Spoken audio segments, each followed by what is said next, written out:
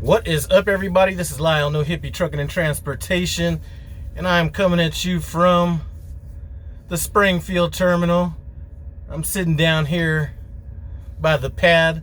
I had to work for that shit this morning, though. We'll get to that in a second, but I almost had the crap scared out of me. As a matter of fact, I had the crap scared out of me yesterday. We'll get to that in a second, but I had to work to get in this terminal today. It took me damn near enough time to get a 2-hour split coming through the terminal. I was 12 minutes shy of being able to split my logs. An hour and 48 minutes to get through inbound. Are you kidding me? Now, I understand what, they're talking about in the safety meeting. Excuse me just a second. Talking about all the good that they're doing in there. And listen, I applaud all the actions that you take in there. If it takes 2 hours, it takes 2 hours. But in one of the safety meetings, I remember somebody saying, trying to make us feel good about having to wait that long coming through inbound. And my response to that is, when you drive home from work, and you had to park your ass in the driveway for about an hour and 30 minutes, how would you be feeling about that? Anyway, that's just my feelings about it. It's not that I don't think they're doing good things in there, because they definitely are.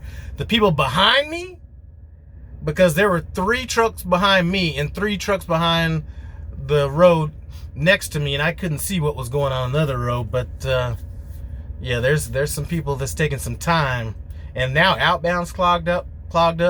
One of the reasons I don't stop through primarily I don't deliver out here too often, but you just never know how long it's going to take to get out of here. But I'm here to get that airline. Basically, it's the airline cord that you pulled to drain your air tanks when they made the truck or something. Maybe it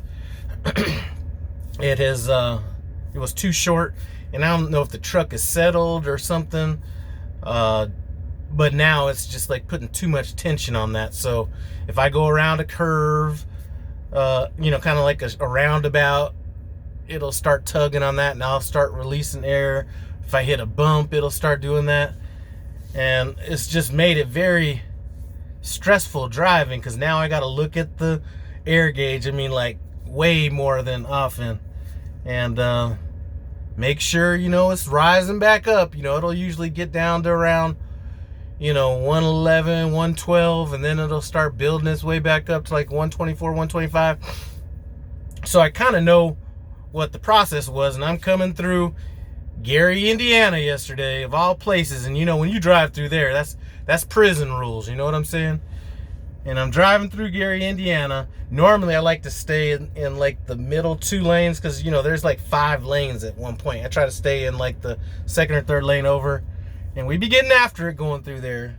But I started looking at my air gauge, and it got like to 110, and I didn't see it start building up. And then it went to 109, and then it went to like 108. So now I'm like starting to trip. I need to figure out, how to get over. So I'm like 2 lanes over from where the next exit's gonna be, about 1.5 miles down the road. I get off at the exit where my trainer loved this pilot out there. There's some catfish place next to it. I think it's one of the worst pilots out there. But anyway, I get over there. I'm kind of panicked more about me losing air, so I'm focusing on that. I kind of missed the TA exit and that exit, so I got to make a left down this road. There's like a dirt lot off to the right. I think they might have been selling barbecue out of this dirt lot at one point. Had just enough to pull into that dirt lot, and then I have to get out, and then where you pull the airline, I have to like push it forward to release some of that tension on there, and that fixes it for a while. So apparently, if it gets tugged enough, then it just won't close all the way or whatever. But I made it the 7-hour drive, or 7-hour and 30-minute drive to get here from where I parked last night. But it's stressful worrying about that stuff, and always having to worry about, like, do I have a good place to pull up, pull over, all that kind of stuff. So anyway, that's that. So I'm gonna get it over to Peterbilt, and they said it should be a situation where they can work me in. And I don't know if But we can worry about that later. I don't know if it's just that, or maybe now, since it's being pulled out and all that stuff too much, maybe I need to actually get a new like plug or something in there, because now it's leaking a little bit of air even when I'm not driving. So anyway, either way, I'm getting this shit handled before I leave here. If I gotta leave this shit here and rent a car back to Denver or whatever, this truck, I'm not hauling another load until I feel comfortable about it. So anyway, that's that.